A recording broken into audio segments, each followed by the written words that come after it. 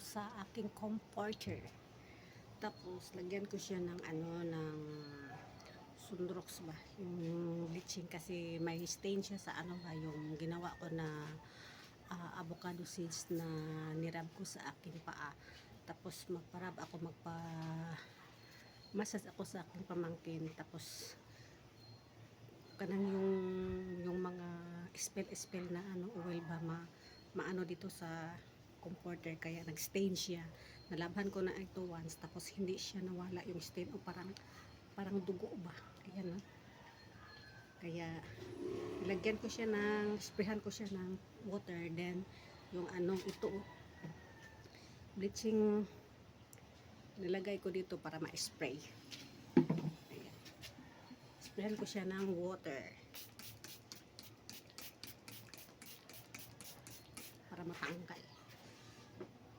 Bago isalak siya, bago ko siya i-wash sa washing machine. Ayan.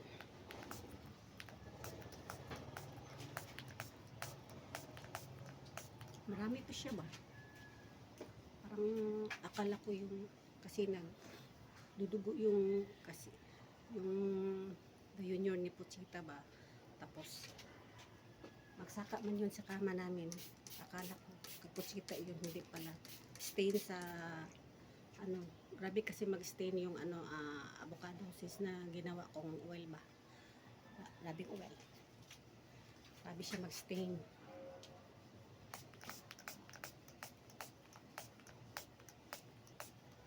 Bago ko siya isa lang sa washing machine. Itong washing machine. Bago ko siya isalang, lagyan ko muna siya ng bleaching. May part dito na sobrang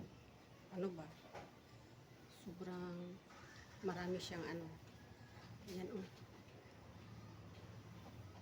stain.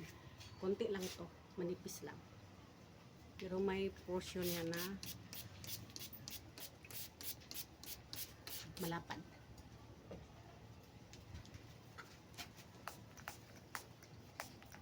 Ito ang bleaching.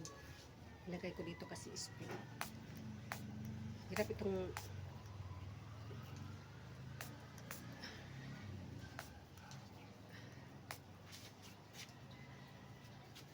yung ito yung malapad ayan. May malapad pa nito, na may marami pa nito. Ayan.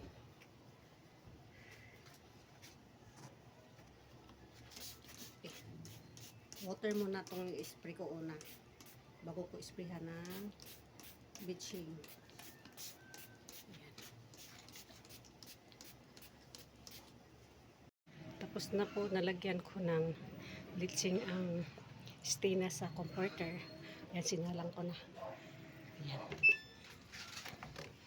Ayan. Ayan sana matanggal yung lahat. Diba? Dito lang po. Almost ko na nakalimutan. Dito lang po. Saka maya pagka ko na, pag ba yung paghabwa na, yung kunin na dito yung yung tapos na. Update ko kayo maya.